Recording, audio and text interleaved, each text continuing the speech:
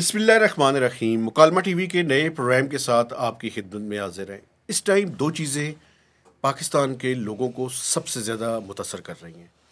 एक बढ़ती हुई महंगाई और दूसरा पाकिस्तान में कारोबार का मुस्तकबिल, जो मुझे कोई ताबराक नज़र नहीं आ रहा।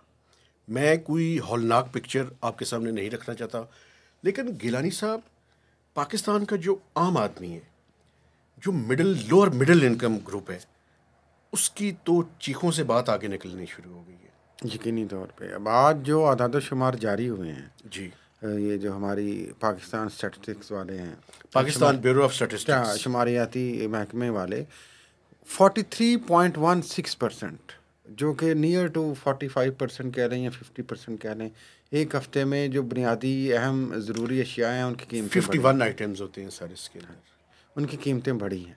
जी। तो ये देखें, ये जब हुकूमतें आई थी तो कितना कंसर्न था।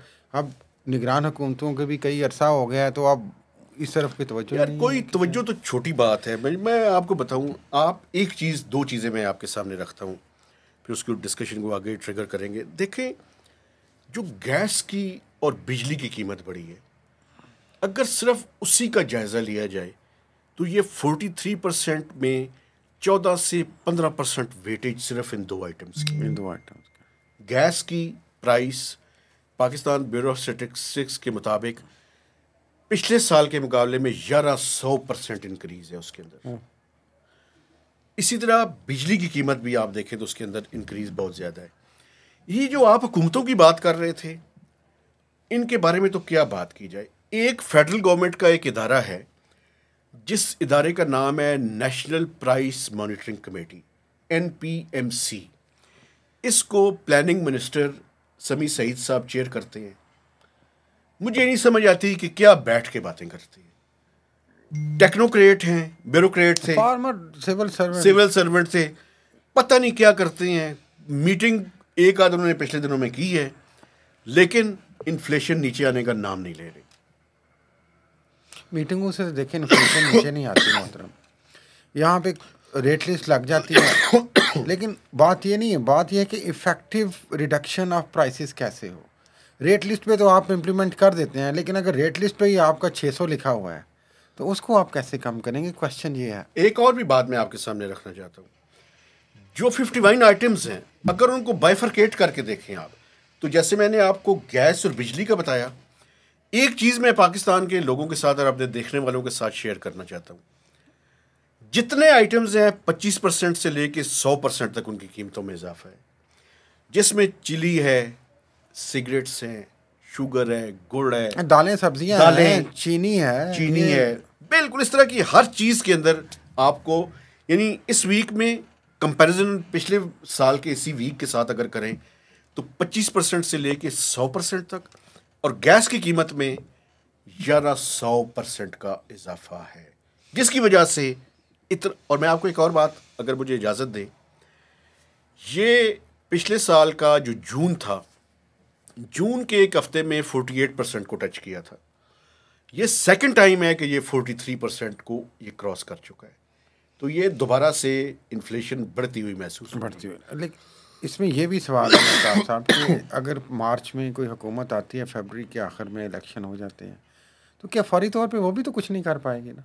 बल्कि आगे तो इंडिकेशन तो यही है कि मज़ीद सख्ती आनी है, मज़ीद महंगाई बढ़नी है, टैक्सेशन बढ़नी है, प्राइसेस बढ़नी है एनर्जी की, क्योंकि आप IMF को गारंटी दे चुके हुए हैं। एक बात मैं आपको बताऊं, और ये भी बड़ी हौलनाक बात है, मैं चाहता हूं कि मैं पाकिस्तान के अपने देखने वाले लोगों के साथ शेयर करूं।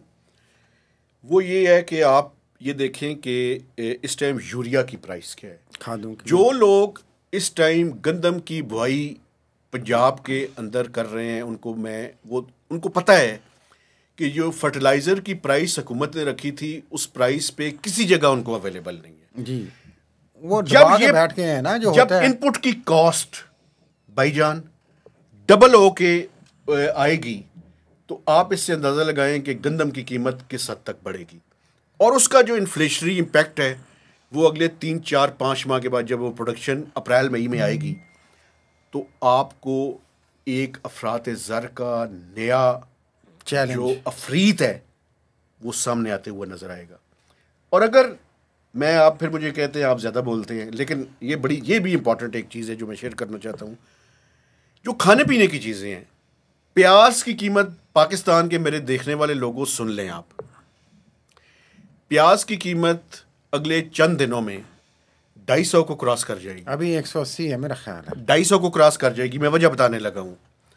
उसकी वजह ये है कि सिंध के अंदर जो क्रॉप थी उसमें वायरस आया और वो सिंध की क्रॉप ख़राब हो चुकी है। पाकिस्तान के ज़्यादातर लोगों को ये बात नहीं पता।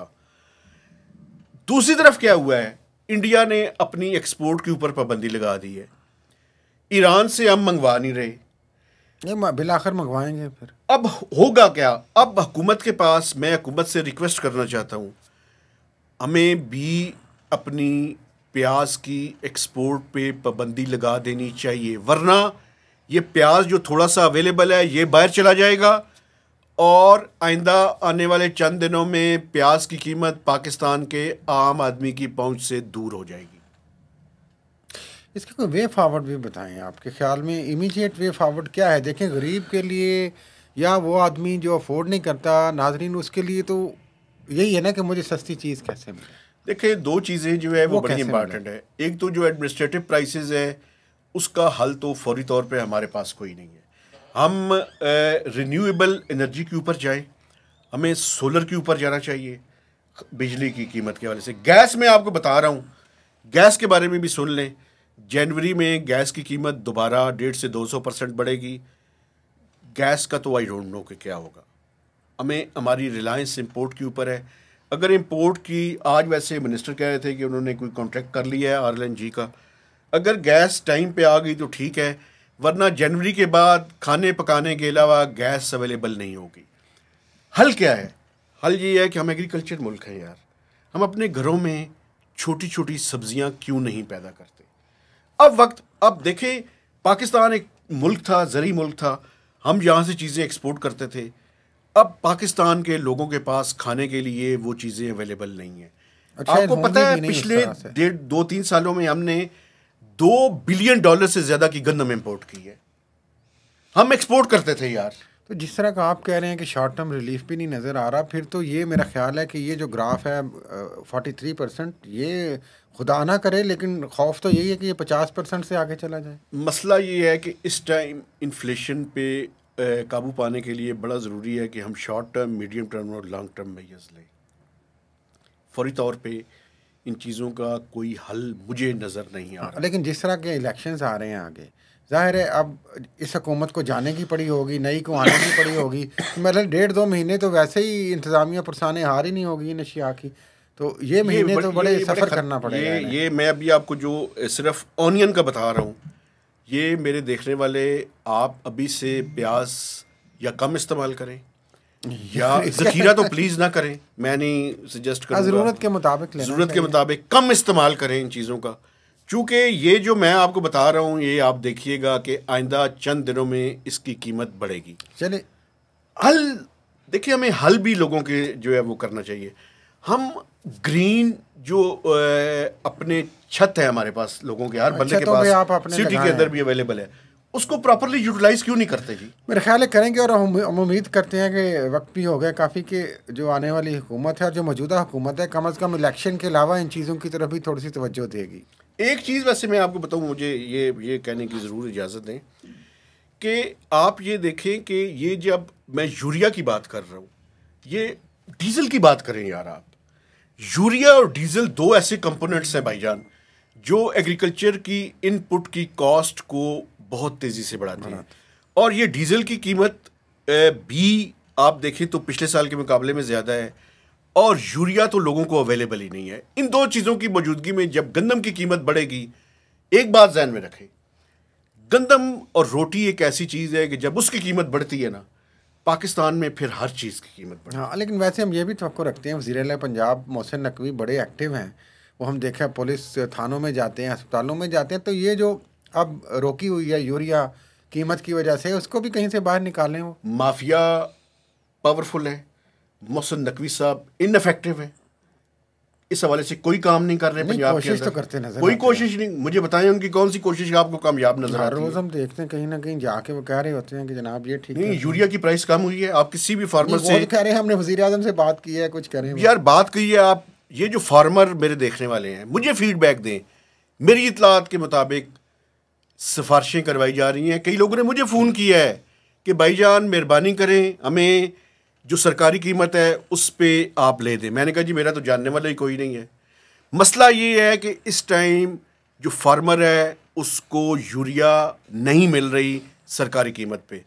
जब उसकी कीमत ज़्यादा होगी तो फिर आप देखेंगे कि गंदम की कीमत भी ज़्यादा होगी और बाकी चीज़ों की कीमत भी। और एक और बात, जब आप गैस की कीमत बढ़ाएंगे भाईजान, तो गैस की कीमत में जब तंदूर वाले की कीमत बढ़ेगी, फिर गंदम भी उसको ज़्यादा अवेलेबल होगी कीमत पे, तो रोटी की कीमत भी बढ़ जाएगी। रोटी की कीमत बढ़ेगी, इन्फ्लेशन आज के तो ऊपर आप असर मुकम्मल डरा रहे हैं, लेकिन हम उम्मीद करते हैं कि ये जो हुकूमतें हैं सूबाई भी और वफाकी भी, इन पे कुछ ना कुछ हमले इकदाम ज़रूर करेंगी। हम तवक्को रखते हैं कि ये सारे इकदाम हों ताकि ये जो अफरात ज़र का और महंगाई का अफरीत है, ये जो जिन बोतल से बाहर निकल रहा है, ये बोतल के अंदर बंद हो सके। तो आपसे गुजारिश है कि आप मैक्सिमम लोगों के साथ हमारे इस प्रोग्राम को शेयर कीजिए, लाइक कीजिए और ब्लंट कमेंट्स कीजिए। तो इजाज़त दीजिए, खुदा हाफिज़।